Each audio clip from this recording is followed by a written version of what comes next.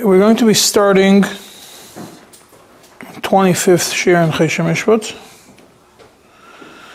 So in Lubavitch we celebrate round numbers. This is one of the numbers that are celebrated. So this is going to be on Siman Kuf Samach Daled, which you learned not long ago, but I am a little bit behind on what on the shiurim. So we're going to catch up, and then the Mitzvah Thursday is going to be another shir on the Hamshach HaSimanim. This shir is L'schus Refuah Shlema Chaya Bas Yibrocha Bas Nechamadina, a daughter of a good friend of mine. Kuf Samach Daled is the first siman in Hilchis Shutfim Bekarka, which is relevant towards the responsibility of neighbors / Shutfim to each other, means Shutfim who are also neighbors, regarding things that are not being mazik one to another, and not things which are manias hezek one to another, because those things we already discussed in Simanu up to now. From here on, it goes into the responsibilities of each one towards each other, and what happens, and the ownership rights that each one has in this. And this shir is going to focus on about 3 or 4 seifim from Siman Kuf Samach Daled, whatever we're able to do, and then we're going to go to Kuf Samach Vav in the next year. Kuf Samach Vav, Kuf Samach Zayin. The typical example of partnership in a house that's used in Gemara, Bayis V'Aliyah. Bayis V'Aliyah means one person lives on the first floor, one person built on top of it in the second floor. So anytime it says Baal HaBayis in this scenario, it doesn't mean the owner of the whole property, it means Baal HaBayis, the Bayis which is under the Aliyah. And Baal HaAliyah is the one who lives on top, who owns the one that's the above floor. So if there's any damage that occurs in the Mechaber says, if there's any damage that occurs in the walls from the ceiling downwards, that means there's a Bayis, the first floor, and then there's Aliyah on top of it. So anything from the ceiling of the first floor going downwards is obviously the responsibility of the Baal HaBayis, any damage that happens to the walls. And he has to fix it. And the Baal HaAliyah does not have to participate at all in fixing any of those walls. Even though his Aliyah is resting upon the walls which are under, and if there's going to be no walls in the first floor, there's not going to be an Aliyah on the second floor. And still we're soon going to see inside what is this responsibility.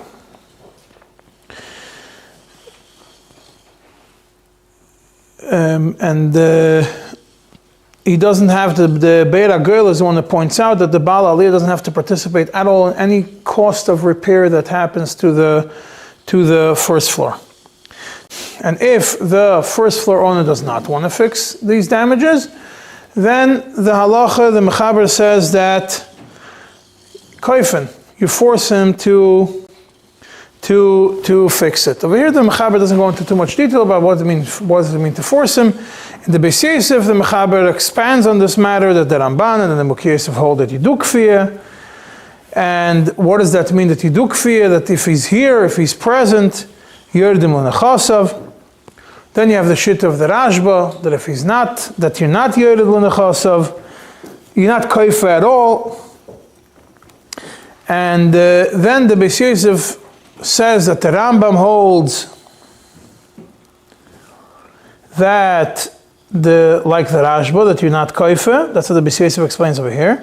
But in Kesef Mishnah, the Beis Yosef explained the Rambam differently. In Kesef Mishnah, the Beis Yosef explains that the Rambam has a split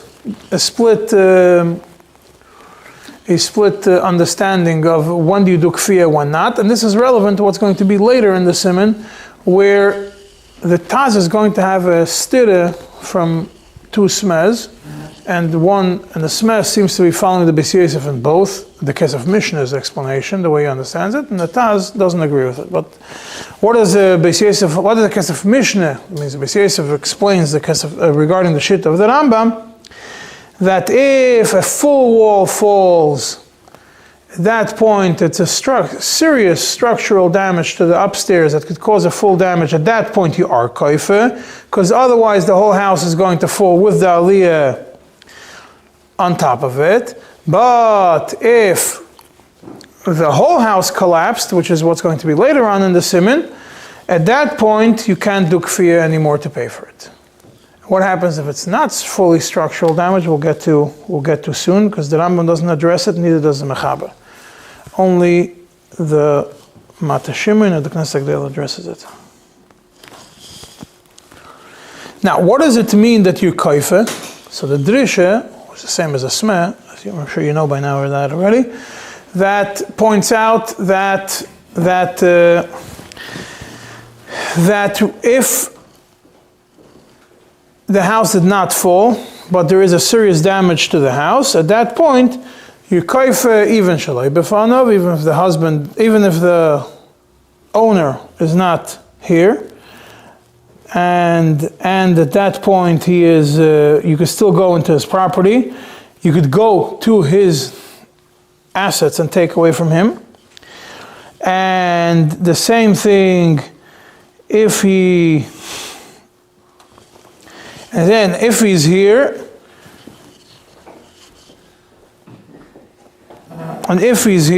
it means the same thing. No, he has to be here. If he's not here, it becomes a shaila. But if he is here, then you for sure could go you could for sure be kaifa.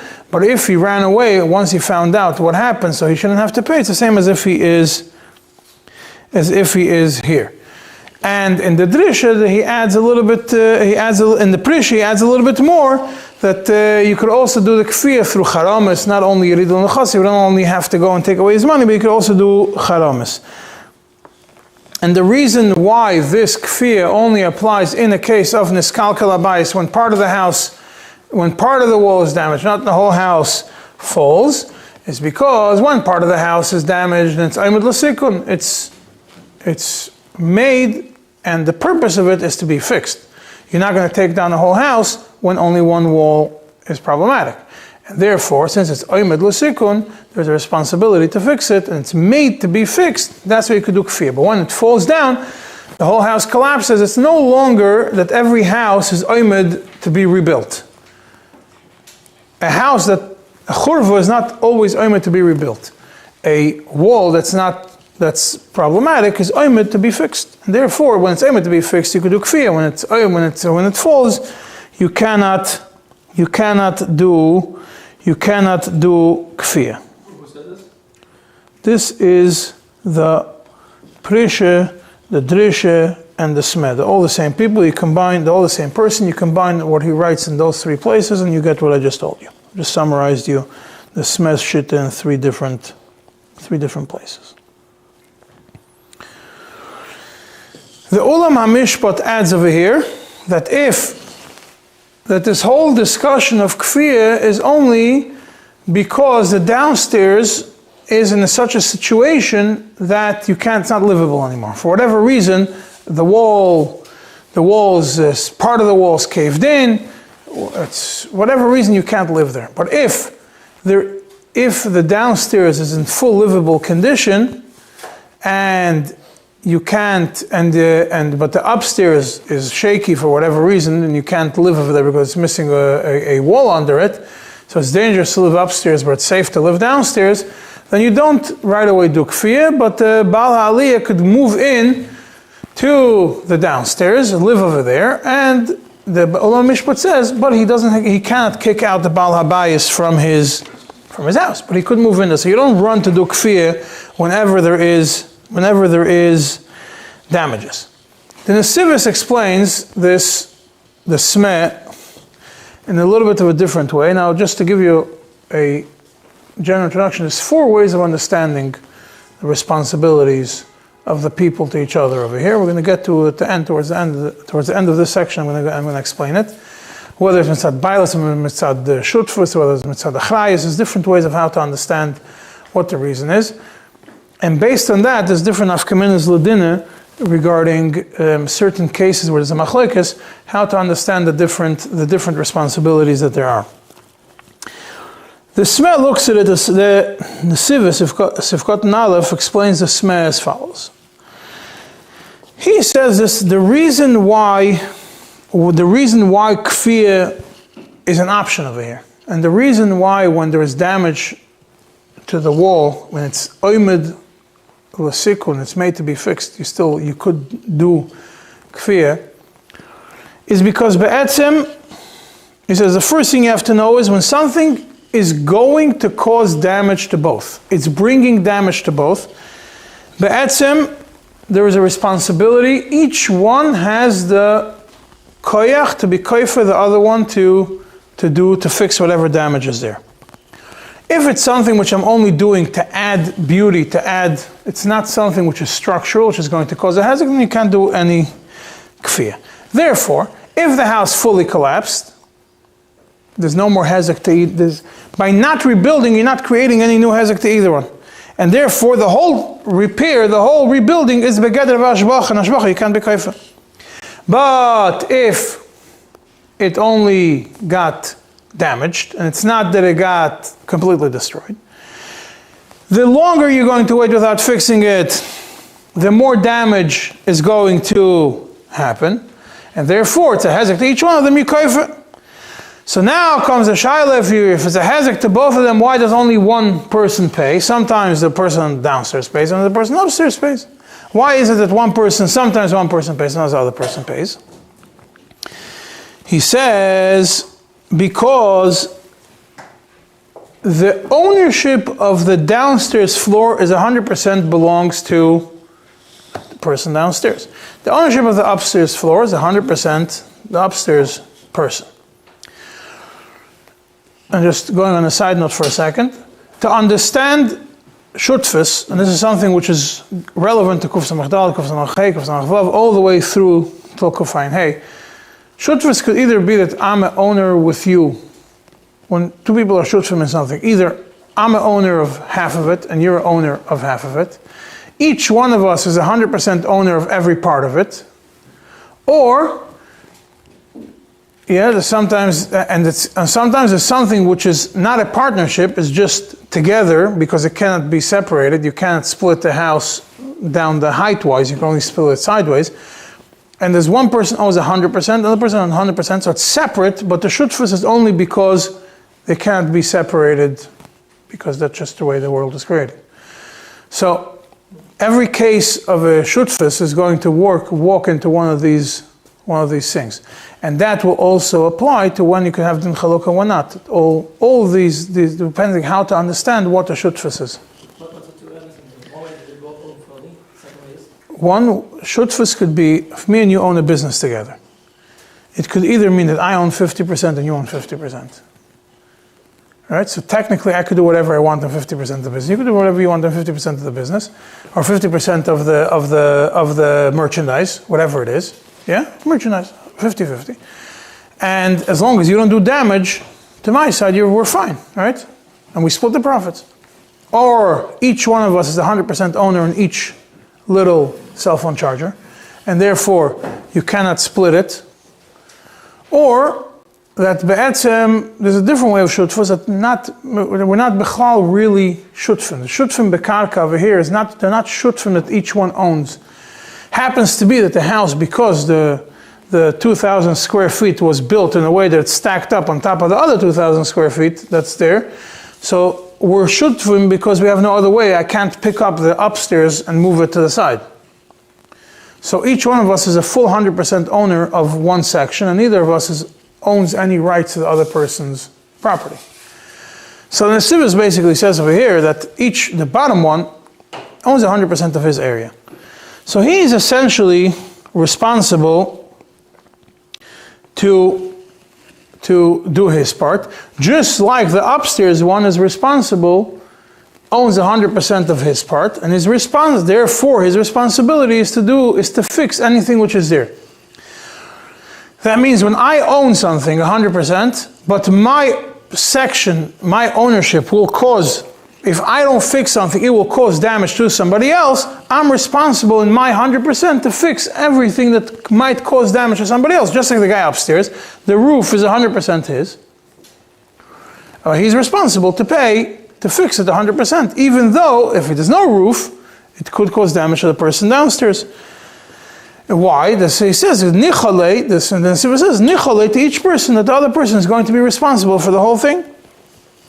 He doesn't even have to help him, because that's the agreement between them. That's the way it really works. Yeah, that is, if it's a hezek only to the other person, if it's a hezek only to one person. There's certain things that you can get in the Sivas discusses about foundations, that's a separate category, we'll get to that later. Now, what about the upstairs floor? From the floor, it means from the ceiling of the downstairs going up, it all belongs to the Baal HaAliyah, and he could pay for fixing anything upstairs. He doesn't have to pay for fixing anything upstairs. And the Baal HaBais cannot force him to fix anything upstairs, because he's actually happier if the upstairs gets damaged, because a house that doesn't have extra weight on top of it will last longer than a house that doesn't have it. And he doesn't care about the rain. And soon you're going to see this, if today is different with the rain, but he has a roof over his head. He has the ceiling. So there's not going to be any rain damage to him. The most it's going to be is the guy upstairs is not going to live there anymore. However, if there is, the Taz points out that if there is going to be a chashash of damage for the guy downstairs because the upstairs guy is not fixing his roof or not fixing whatever he has to fix, at that point, the Taz says you could be kaifa him, even though the Mechaber says you cannot be kaifa. The Mechaber is talking about a scenario where the upstairs roof, like the Smith says, he doesn't care if the upstairs guy is not fixing it because it's not going to cause him any damage. But if it does cause him damage, the Taz obviously points out that you could kaifa him. Now, what about the actual floor separating between the two? What's called the tikra. The tikra is the ceiling of floor 1, and by definition, it's also the floor of floor 2. Bottom of floor 2. I'm not going to get into it now. There's certain people that discuss what happens if you have two. You have the ceiling of the downstairs is one thing, and the floor of the upstairs is something else. It's two fully separate platforms. I'm not going to get into it today. When you build, it's you have just beams going, and each one puts something on top and something on the bottom. So it's be'etzim, it's nothing. It's without the beams in the middle. The beams in the middle is what the tikra really is. So Mechaber says regarding the tikra that it belongs to the guy downstairs, and he has to do any repairs that are relevant to the tikra, to his ceiling, even though it's the floor of the guy upstairs. So really, the guy upstairs should also be responsible. But no, we don't say that. And then the maziva, which you already know from earlier, that means what was built on top of the floor. That means the upstairs guy puts like another layer on top of his floor, on top of the other guy's ceiling. He puts another layer, whether it's to direct the water out, whether it's to flatten out the holes, whatever it is. That, according to Mechaber, belongs fully to the guy upstairs, to the second floor. And he has to fix the whole thing. And the Ramah disagrees on it and says that the tikra belongs fully to the guy upstairs, and he has to be the one to fix it. Now, just want to point out the Maziva. The Knesset Agdela just points out something, says the Maziva, and sometimes the Gemara is talking about they would put a layer of earth, or whatever it is. So the same thing applies if the guy upstairs, according to the Mechaber, the Maziva belongs to the guy upstairs, if the guy upstairs puts a floor of bricks or whatever it is in the second floor, says even though the Gemara doesn't acknowledge it, today's day and age will be tiles, that's also the category of a maziva. Same thing, just side notes from the Knesset Agdela. For stability, for structure, or just for comfort? Essentially, if it's for structure or for comfort, yeah. What is the reason why, what is the svara of the machlekes between the Mechaber and the Ramah, which is essentially the svara of the machlekes between the two shittas the Tur brings? Because the Mechaber goes one way and the Tur goes the other way, and they're both in the Tur. The Smeh explains it, the Mechaber holds, the way that the Smeh explains as follows. The Mechaber's view is that both people here are owners of the land on which the house sits. Both people here are owners of the tikra, because that's the one thing that connects the two together. Everything else some belongs to one person, some belongs to the other person.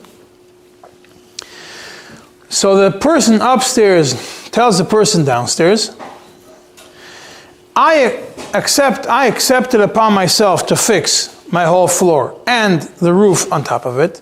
Why? So I should be able to live. A person needs a floor to live on, walls around him, and a roof. You downstairs need a floor to live on, walls, and a roof. So the walls, the earth that you're sitting on, the floor that you're sitting on also belongs to me. But I'm not making an issue out of it. Right? So what's your responsibility? The walls and the roof. I live upstairs. Even though the floor that I'm sitting on is your floor, Be'etzim is also your floor, but I'm taking care of, just like you're taking care of 4 walls and a roof over your head. I'm taking care of 4 walls and a roof over my head.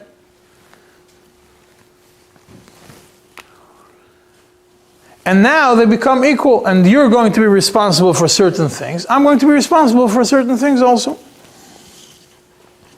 But the maziva is not part of this, because the maziva is only for the person upstairs. He can't say that what I added on top of your ceiling is also your responsibility, because that's for me to be able to walk comfortably. I put tiles, I put earth, whatever I did over there. And what's the svar of the Ramah? That he holds fakert. That's the smell also explains. Why is it that according to the Ramah, the tikra belongs to the person upstairs and he's responsible to fix the tikra and not to the person downstairs? It's because the person downstairs doesn't really care about the tikra. The person downstairs needs something on top of his head so rain doesn't go in. So if he's downstairs and there would be no tikra, he still has the gag on top. So he tells the guy on top, I don't need the tikra. For me, you have the gag. The gag is good enough for me. Why is there a tikra between us? Because you want to live between the gag and me. So you want to live between the gag and me, you'll be responsible on your tikra. The tikra is not my tikra, it's your floor. So if it's your floor, you're responsible for it.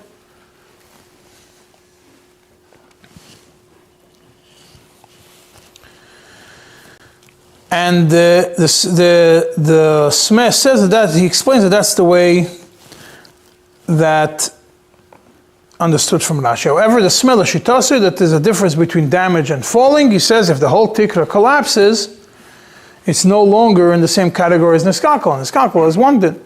When it falls, Nafla is a different din. When it comes to Nafla, it's the responsibility of the person downstairs. And if you look at the Taz, he disagrees with the way the Smeh understands Rashi. We're not going to get into it now. When it comes to gag, the ceiling, the roof which protects from the rain, the Ramah says that it's all 100% the responsibility of Baal Aliyah. Comes in the Sivis over here and asks a question which we already discussed in Siman Kuf Nun Hey, that we have a stira. Seemingly we have a stira. In Siman Kuf Nun Hey it says that when there's rain coming in, ala nizak, responsibility to remove all damages from him. Over here we say that Baal Ali is responsible to fix it, which means it's not al nizak. It's whoever lives under the roof. Because so if in Siman Kuf Nun Hey it's mashma that the responsibility is of the Baal Abayis, over here it's mashma the responsibility is the Baal Agag. So he says it's not a stira. Over there, what are we talking about? And we explained it when we learned Kuf Nun Hey, that the house was sold, the house was owned by Levi, or by Reuven. And he sold 1 floor to Shimon and 1 floor to Levi. And the water pipes that were directing all the water off the roof were going through only Levi's section. And therefore there's no shi'bud from one to the other, because each one bought from Reuven his part, his chelik. So Reuven says, I'm not, so Shimon was in the second, and Reuven sold it. I'm saying Levi was in the second floor, says, I had no shibud to you to prevent rain from going into your house. It happens to be that the roof is on top of me. So if I want to remove your pipes that are flowing through my place, I have no problem to do it. And that's why the Nizak responsibility is to do it. Because over there's no shibud from one to another. But over here we're talking about either Achim Shechalku, or something along those lines, that when they split it, each one got a certain shibud towards the other. So the Elyon, the one upstairs, received the shibud to take care of the gag, to take care of the roof, klape, the guy who lives in downstairs. So therefore, the Nesiva says, being that it's based on the din of shibud, that's the difference between here and Siman Kuf Nun Hey. That over here there is an element of shibud, and Kuf Nun Hey there is no element of shibud. If two people were yoresh nichsei hager, in other words, they took, a ger died and they took whatever belonged to him because it became hefker, then since they were never nishtabed one to another, the one person, the upstairs person, is not responsible for all the hitzos of the gag if it's for something which will cause damage only to the guy downstairs.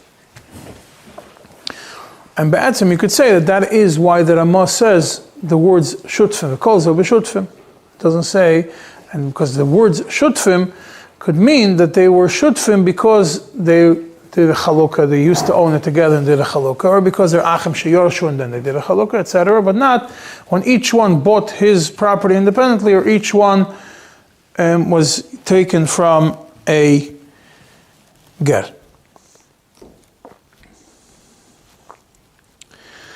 So we have here, according to the mechaber, we have like this. The guy downstairs is the owner of the first floor and the owner of the ceiling on top of his head. The guy upstairs is the owner of the upstairs floor and the owner of the maziva, which is on top of which is under his feet. And the mechaber doesn't discuss what's the din of the roof. If the roof is each person's, or the roof it doesn't go into specific details if the roof belongs to each person, or the roof is both of them or not. According to the way the Smeh understands the mechaber, the roof would belong to both. According to the way the Knesset Agdela understands it, even according to the Ramah and the Mechaber don't disagree on who the gag responsibility of the gag is, and even according to the Mechaber, the gag still becomes fully the responsibility of the gag which protects from rain, becomes the responsibility fully of the guy upstairs. According to the Ramah, the guy downstairs is the owner of the house, the first floor. The guy, and he's also the owner of the floor under him. It means the earth. The guy upstairs is the owner of the second floor, and he's also the owner of the floor under his feet. And he's also responsible for the roof above his head.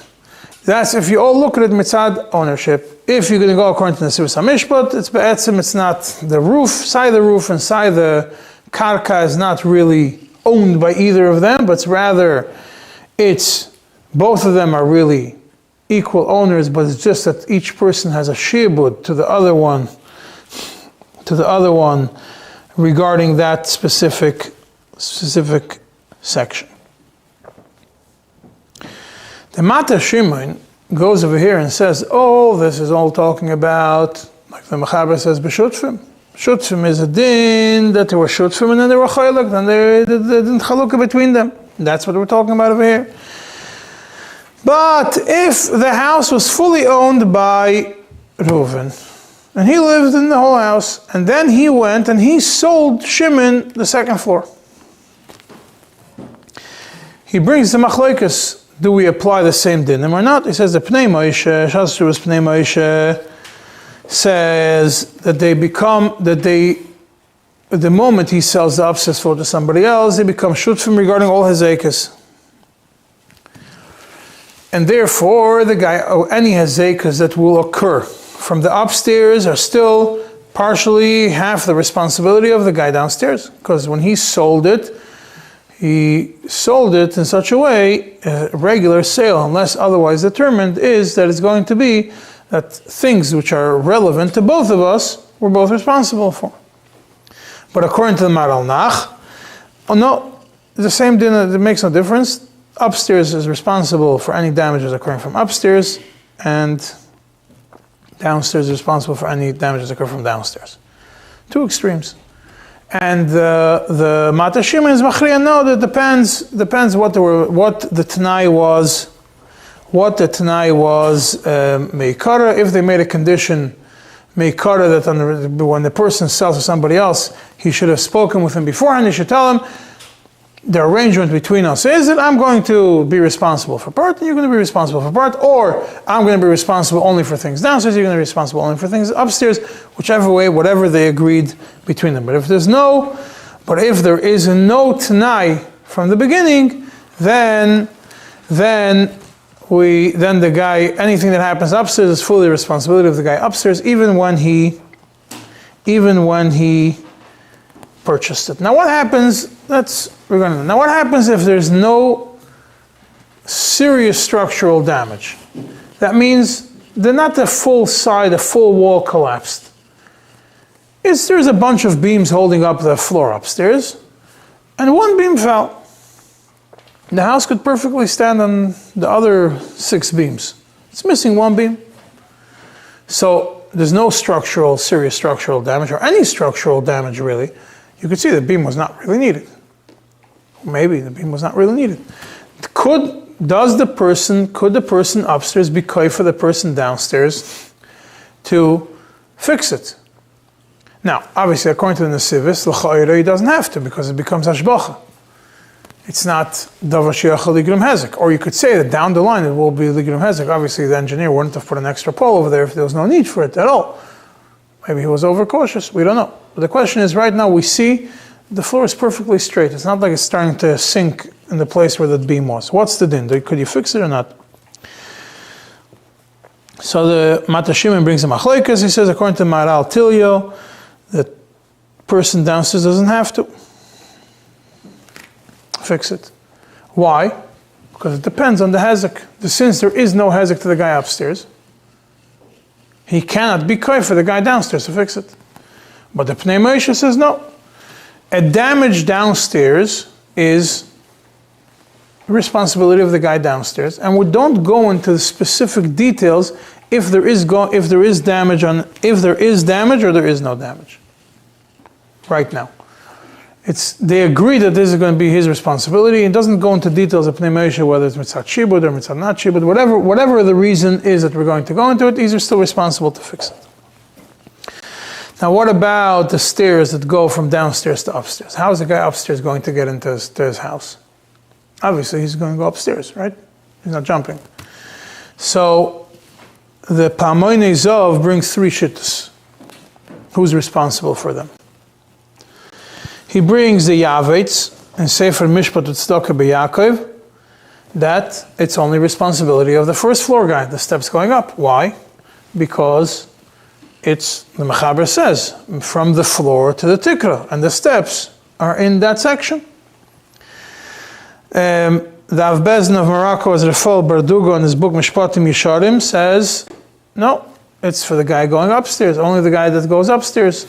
Since he's the only one using it, it's his responsibility, and he should be the one fixing the steps going up. And he brings from the Mishcha de Ravusa to Rav Alfasi, that he says, Alfasi, Harav Shleima Alfasi, that there is 2 ways. He wasn't later, but he was earlier than Berdugo, but he says a svara to go one way, a svara to go the other way. Either it's fully balabais or fully bala aliyah. And therefore, he says it's 50-50, because there's no way to determine who's responsible. So when it comes to the steps going up, it's 50-50. What's the word for the balabais and the chais? Huh? For the steps? It's particular mean what he has to live in. No, because it's in, unless maybe if the steps are outside, it might be a different day. Lots of the steps are inside the house. How do you go up to the 2nd floor? You enter the structure of the house, and on the right side or on the left side, you have steps going up. So if I look at it from the way the mechaber, the simple lashon mechaber, ksalim min hatikra v'lamato. Where are the steps? They are inside, within the ksalim min hatikra u'lamato. So the responsibility of the guy downstairs. That's because the aliyah is not going to have his house. The someone will allowed to mean that that's going to affect the aliyah from having his house, not how. That's one way of understanding it. Unless you go take the Pnei Moshe himself, who he says, no, there's a responsibility. Or if we say it's mitzat shibud, like the smeh. What's the shibud? The shibud is I'm going to give you my part, and you can have your place. The shibud is that we agreed that since we're both in this thing, anything that has to be fixed within this box, these 2,000 square feet, is you. Anything which has to be fixed in those 2,000 square feet is me. That's the shibud of one to another. Nichole. The smeh is a nichole. Each person is happy. I don't have to start negotiating with you on certain damages, on certain things. Who's going to deal with each thing? You're going to send me a bill, you send me a bill, I'll send you a bill. We made a decision. Certain things are me, certain things are you, and Shalom Yisrael. It's not shibud. It's not like the smeh, not like the Nesivos who says it's mitzad hezek. Comes out that if you're going to have a shaila of, if the Torah is going to come in front of you that has to do with a building, that the building has 3 floors, or 2 floors, and something happened in the floor, that's the floor for the upstairs, which is also the ceiling for the guy downstairs. It'll become a big nafkamina. First of all, it's Sfadim Ashkenazim. Second of all, how did they buy it to begin with? Third of all, did they make any conditions beforehand? And based on that, you make all these questions and you'll be able to hopefully come to Psak. Now, what about the foundations that are under the house? So Nesivis in Biurim of Cotton Gimel says that both of them are responsible to fix it. And he proves it from the Yerushalmi. And the Nesivis says, and I'm surprised that nobody mentioned Bechlal that regarding the foundations, that who has to fix them. The Aruch HaShulchan Paskins like him. The Shoshanas Yaakov says, he says, Taka, from Yerushalmi, it's mashma like the Nesivis. But from Rashi, it's mashma that it's only the responsibility of the guy downstairs. So he disagrees with the Nesivis and says, you go like the guy downstairs. And in short, you could fit all these, let's go all these machlekes into whether you look at each person. Is it Medin Bailos that he's responsible to fix it? Is it Medin Shibud that is responsible to fix it? Is it Medin Achrayas that is responsible to fix it? Or is it Medin Tnai Hisnu B'neiim? And today you have an additional layer of Din de Malchus. Yeah, so five ways of looking at it. What is each way? Huh? What is each way? Bailos. If I own something, I'm responsible to take care of whatever is within my place, right? It means why do I have to fix this? Because I live here. Why could I be koi for you to do it? Because you have a responsibility to me, or because you have achrayus. Either because I was meshabed to you that I'm going to fix it, or because I have a responsibility to prevent a nezek to you from something which is mine. Shibud. Shibud means that there is a yoke on me. There could be a shibud on me, there could be a shibud on the house, there could be a shibud on different ways of looking at it. Achrayus is mitzad mi klape you, not to cause you damage. Shibud means that it became it's not only responsibility. I am attached to you, I'm tied to you. If it's only mitzad achrayus to prevent nezakim, lav davka, I could put something else to fix it. Why do I have to fix the wall? If this wall collapses, why do I have to fix the wall? Because the guy upstairs is going to fall? So I don't have to fix the wall. I'm not interested in fixing the wall. I'll take a beam, put a beam through, and put a thick beam that holds up the guy upstairs, and that's it. Lav dafka, that works. Depends on who you ask. Depends on the machlekes Mata Shimon that the Mata Shimon brings. Could we have to fix the whole wall? Why? Because that was the agreement between us, that I want to live in a house that's a full house, and just like I'm going to be responsible for certain things, you're responsible for certain things. Your responsibility is not only to prevent me from having damage, your responsibility is to ensure that your section is fully taken care of, and not only lashbach, and my section is fully taken care of, not only lashbach. But if it's only to prevent the zakim, then it could be whichever way to do it. What's the now last time? Nowadays you said what? Huh? Nowadays is another way? Then the machusa. Sometimes. It's not exactly clear if the Malchus applies. If it's against halacha, it's a separate discussion. What's the difference between the chayes and bilas? No, bailus is certain things I own, and therefore I have a responsibility to prevent damages that will be caused out of my property. Some things I don't own. The karka is a shayla. If the karka is owned, the karka under, while I live over there. There's no shayla that the karka does not belong just to me. Just because I'm on the first floor doesn't mean that the karka belongs only to me. Because later on the Siman is going to be discussion. If the karka belongs to, how do you split the karka afterwards? Obviously the karka doesn't belong only to me. The karka belongs to both of us. A certain percentage, but it belongs to both of us.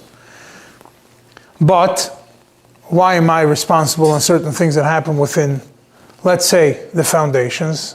You could see it's a machlokes nesibos aruch hashulchan versus a Shoshana Yaakov. How to understand, which is based on, you could create it into machlokes Yerushalmi and Rashi. Rashi against Yerushalmi. Rashi and Bavli against Yerushalmi. And why is that? You could say, either it's because you could say that I have mitzad the nesibos of mitzad bailos. Yeah, the bailos is clearly the earth under the house belongs to both of us.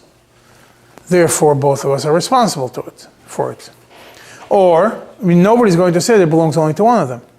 Mitzad the Shoshana Yaakov, the bailos doesn't play a role over here.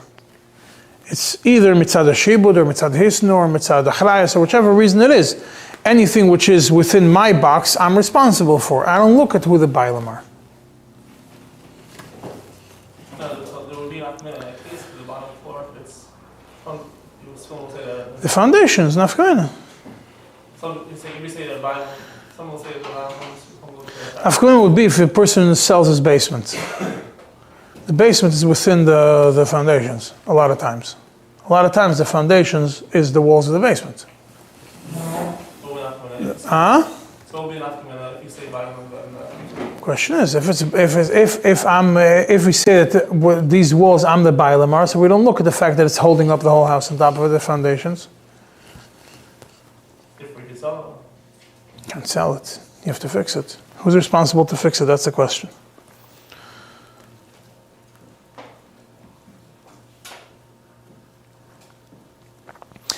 Now, the Minchas Yitzchak says that in today's day and age, Minchas Yitzchak Chelik Zayin Siman Chavav, it's a long, nice tshuva. You should review it. And the same thing Chas Chuvas Van Haggis of Meshach Sternbel Chelik Gimel Siman Taf Nun Vav, regarding the whole responsibility of Gag in Zman Hazeh. When you have a building and condos, the sixth floor is a guy sixth floor, only has the Gag on top of his head. So he says that, the Minchas Yitzchak says that even though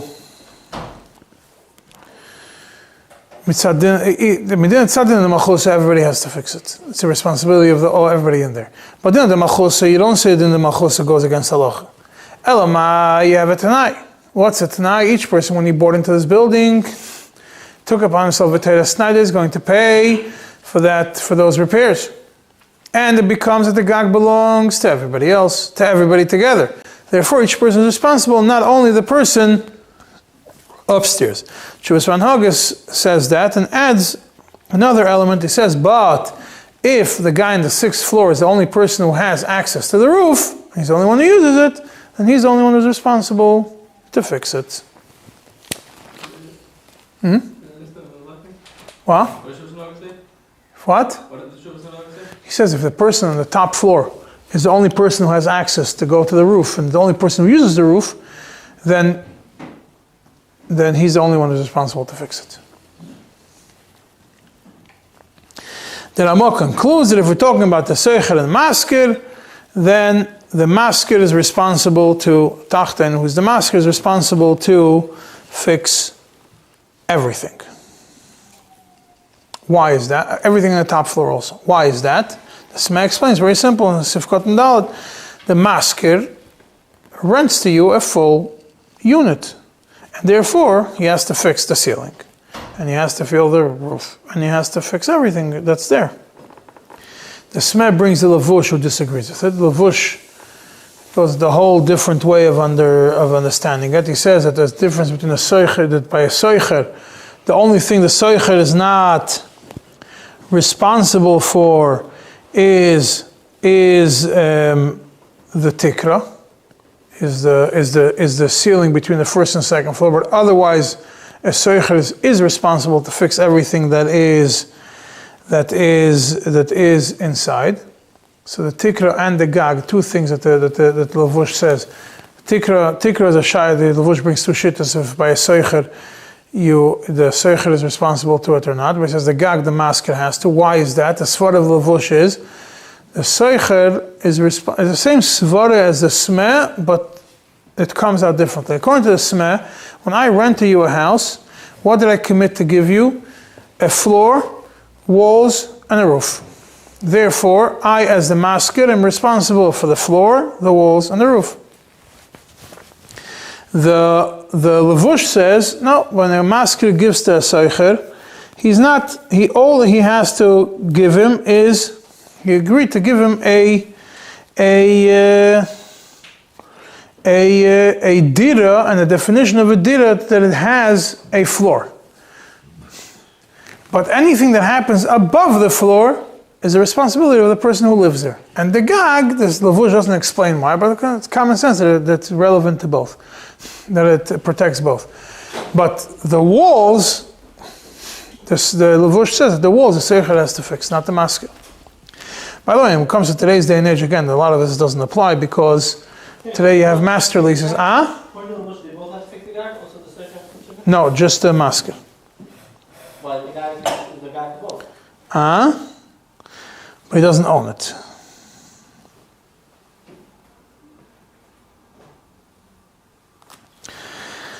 Today, when it comes to a rental, every rental has a lease, and you're going to see what's the responsibilities, and hisnu meikara, what you're responsible to fix, what you're not responsible to fix, etc. Now, by the way, whenever it says over here, the lashon of the mechaber is that the lashon of the Ramah is that the bala tachtoina is mesaken hakoil. By masker and the soicher. It doesn't mean bala tachtoina that if the guy upstairs rents it, if the owner lives upstairs and he rents the main floor, that the renter pays everything. It just means the landlord is the one that pays all these things. It happens to be in those days it would make more sense. A person lives in his main house and then he rented out the unit on top. Yeah, that's the mashmos of this in Vayalakat Yosef. That's how he understands the smeh, that it makes no difference which unit the masker lives on. The responsibilities of the masker, according to the smeh, according to the way he understands, the way that he explains the Ramah, are regardless of where the masker resides. And you could add to it that would also apply if I rent to you a full house. What? If I rent to you a full house. And that's in Hilchos Schiros, in the shins. Over there, what the responsibilities of a soicher is. Sif Gimel. Yeah, let's move to Sif Gimel. If a house falls, and the bayis fell, and together with it, the aliyah also fell. Yeah, the top and the bottom both fell together. So we say we divide the earth, the wood, the avanim, everything. And the Ramah says that we look at lefi gavoy based on the height, who gets what, and percentages, etc. We're soon going to see how you calculate these percentages. We'll just leave it aside for a second. And if only part of the rocks break, then we look where they fell and from where they fell. And based on that, we will determine who gets to receive the broken ones and who gets to receive the not broken ones, and how much each one, and that's what it means, the figavoy, that you look if the guy is the upstairs one, when his rocks depends how the house fell. If the house fell inwards, collapsed inwards, so the top ones fell a higher distance and they broke. If the collapse came from a different direction, and it could have been that the bottom ones, if someone crashed into the house, so he took down the bottom, completely destroyed the whole bottom section, But the top ones, the rocks just landed down. So you just have to know how exactly it happened. And if you don't know, if there's no way of knowing how, the Mechaber says you split it cholkim. And in Sif Daled it says if it falls, if Sif Daled it says if one person recognizes his rocks, and the other one says yes, I agree with you that those are your rocks, or he says I agree with you that part of these are your rocks from the shleimus, from the nice big rocks, and some of them he says I don't know if they're yours, if they're mine. So the person who says the person who identified his rocks is the one who gets to keep them, and the other one takes an equal amount of complete rocks from what's left, even though they're not the same quality rocks. Yeah, this is this first half of Sif Gimel. This is the Sif Gimel and Sif Daled I meant. What does it mean that you divide based on where it falls from? So you have an Asivis goes into a architectural and math calculation. The Asivis and the Asivis of Cotton Vav and Biurim. He says you have to start calculating based on where they fall, based on where the person was, how much of a distance it would fall, and how much of them would break. And he says the average is that if you're on the second floor and everything fell down together, double the amount of broken would come from the upstairs and from the downstairs. And therefore, if there is 9 broken rocks, the upstairs guy takes 6 broken ones, and the downstairs guy takes 3 broken ones. And if the other way around, if there is 9 whole ones, there should be the other way around. Right? So the guy downstairs takes 6, and the guy upstairs takes 3. What happens if the guy upstairs, he says, then it goes, there's another way of understanding, another element in the calculation. If the person upstairs had a much higher floor, much higher unit, the person downstairs only had 8-foot ceilings, the person upstairs made 12-foot ceilings. So he had more rocks along his wall. So then you have to recalculate. You have to now calculate 2 things. You have to calculate how much would have been upstairs. Let's say upstairs would have generated 900 bricks, and downstairs would have generated 600 bricks. Right? So now that means the upstairs has a 50% increase over the downstairs. So now you have to calculate psi from the 100% versus the 100% and the extra 50%, but how many of broken ones from each section? So the person upstairs is going to get more rocks total, but he's going to get more broken rocks because he's going to get more rocks, but he's further up. Further up, you get more broken ones. And then the Sivis goes into the whole discussion. In other words, you have to use calculations to understand the Gavoya is Sai Mitzad, the size, Sai Mitzad, the distance of how much it would fall, and it also depends how it fell. If it fell in one shot, or if it fell partially, and if you don't know how exactly it fell, so the Nesiva says the guy upstairs takes what's for sure his in broken ones.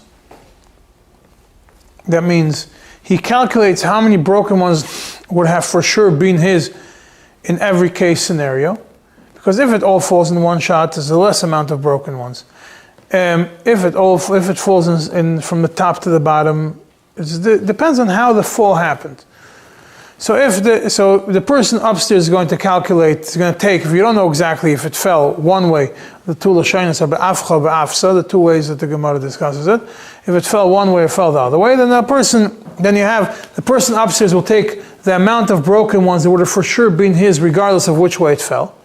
The guy downstairs will take the small percentage of broken ones that for sure would have been his regardless of which way it fell. And then the remaining broken ones, they would split.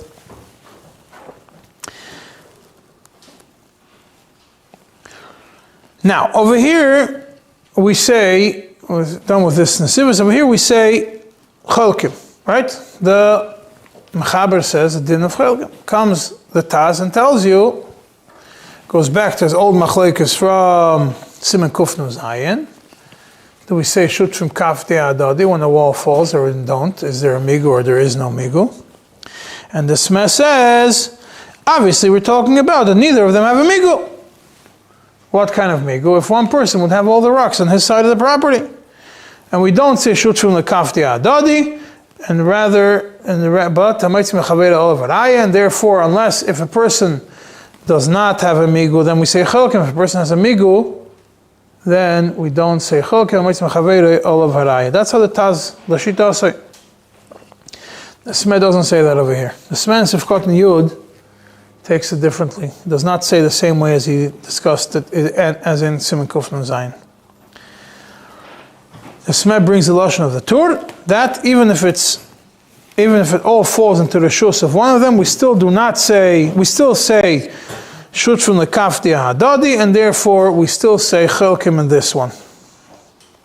The Nesivis adds even more to it. Even if it's found in the Rishus Harabim, and each one is toya and body that it's mine, the good ones, the certain ones are mine, still say achleiku. And even if both of them are not muchzak, because in the Rishus Harabim none of them are muchzak, and l'chayr the din should be by not muchzak called alim gvar, we still say achleiku. Why? Because over here we have a dror, the mamoino, you have a suffix, you have a financial suffix, a monetary suffix. By dror the mamoino, if the suffix was noilad, regardless of their tinus, and I don't have enough time to go into that sugi now, then you still say achleiku. Because of this, so he says over here, when it fell, even though neither of them are muchzakim, being that it's a dror the mamoino who it belongs to, and the suffix was noilad regardless of their tinus, regardless of whether one person would say bari and one person would say shema, or both of them would say bari, or both of them would say shema, regardless of where it fell, the suffix of who the rocks belong to is a suffix which is built in before either of them opened their mouths. Therefore we say yachleiku. And then the Nesivis adds, it's a common sense thing. How is it possible that over here you have that one person has, so to speak, an area when it's one on top of another? What's the area of the guy upstairs? We say no. We look at it that the person downstairs was as if he's mash eloi makim, where he could, like we learned in Kuf Nun Zayin, where he could have, where as a shutaf he could have his rocks over there.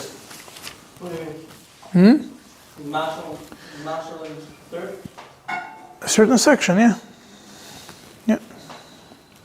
We say that Mashal? Yeah, we say as if he is, yeah. Each one will say that third is mine. So we're going to do it, but again, we have a suffix. That's what he says. The suffix over here is in existence before anybody even started, and therefore we always say achleiku. Now, what does it mean that they don't know how it fell? So Smith tells you common sense. It fell at night, so nobody knows how exactly it fell. The same logic would apply if it fell when they were not in town. Why is it that when the person Reuven says these 25 nice rocks on the right side are mine, and we say, and Shimon says, well, the first 10 I know for sure are yours, the other 15 I'm not sure about. Why does Reuven get to take all 25 of those ones? The Smeh is very simple. He's a moedah b'miktsas. On the 25 is a moedah b'miktsas. He can't be nishba on the other 15. There's any idea. Therefore, there's no mashalim. The other guy takes it, right? The other person takes it without a shul. Why is that? Because it's something that he should have known. When you live in a house, you should have known you should have looked out which stones are yours and which stones are not yours. You built the aliyah, or you bought the aliyah. You should have known what stones were yours, what stones were not. It's not like today, it's all bricks. Well, then there will be different size stones. That's how you look in the kaisel. Huh? And the Shach says, even if you did know, makes no difference. He said over here, you should have known.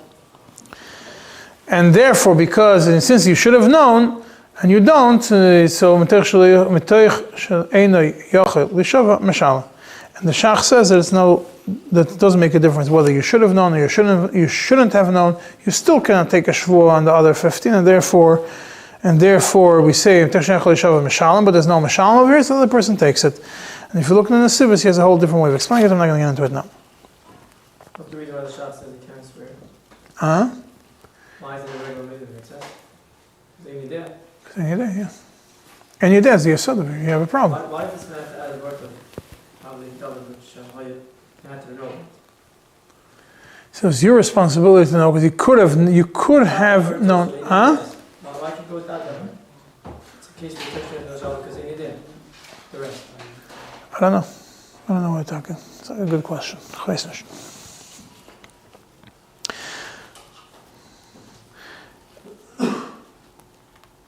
The Shara Mishpat says that if one of them claims body on all the rocks, on the whole row of rocks,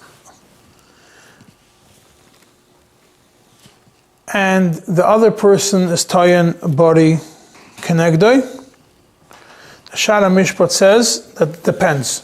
If it fell on his property, then he's the muhzak. And we say body plus muhzakas. We don't say achleik on those ones, even though it's body against body. But if it falls into Rosh Hashanah, no. That's how the Shana Mishpat explains it. Either way, who cares? Why achleik? He's a muhzak, so he takes the better ones. It's body against body, but one person is a muhzak. Who's muhzak? Whoever it fell on his property, the cheskasi. Or he took them to his property, we don't know. We know it right now, it's in his property. Like we had in the other Siman, in Kufan Zayin. The guy shows up one day, and in his side is the sign that says these are my rocks. Either way, he probably get his own row because you can take it out. Only one row. Yeah, but it's not as good ones. The first guy who shows up on the spot chooses the 25 best rocks over there, and leaves the other guy. Yeah, they choose 25 full ones, but not as good ones. Yeah. Not every rock is the same. But we'll get them. We'll get 25 lesser quality. We'll get the row that he claimed. Oh, they're both claiming the same row? Yeah. The Ulama Mishpat says this makes absolutely no sense. In this case, there's no such a concept of muhzakus when a person holds it. Why? Because the Gemara clearly tells you that in this case of the house, you ask each person to recognize his rocks. If you ask each person to recognize his rocks, it means obviously that we don't follow muhzakus. If you would follow muhzakus, if you follow the muhzakus, you wouldn't have to. The Gemara wouldn't have to give you an option that one person chooses these rocks, and one person recognizes his rocks. Just follow the muhzakas. So obviously the whole muhzakas doesn't play in this one. That's what the Ulama Mishpat says, and he leaves it in a tzarichiyun. The Avnei Choshen also disagrees with this and says that body bichlal, he takes it from a different angle, says body bichlal doesn't apply over here, you can't say body. He says because this is like dvarim hasuyim lahash'ala, things that are made to be, you can't say tfisa and body, and it's something which is also lahash'ala, and it doesn't explain why it's that. Huh? The rocks in the house are lending on someone else? He says it's similar, he compares it to dvarim hasuyim lahash'ala, he doesn't explain why. That's what he throws it. And he says, and therefore you cannot go basar tfisa, and not only you can't go basar tfisa, even if both of them say Shema, you don't go based in the place that it is. He says also there's no cheskas marakama. Why is there no cheskas marakama? Because cheskas marakama is only when the house is in place. If the house falls down, there's no more cheskas marakama. They go back to being shutfim, you do splits.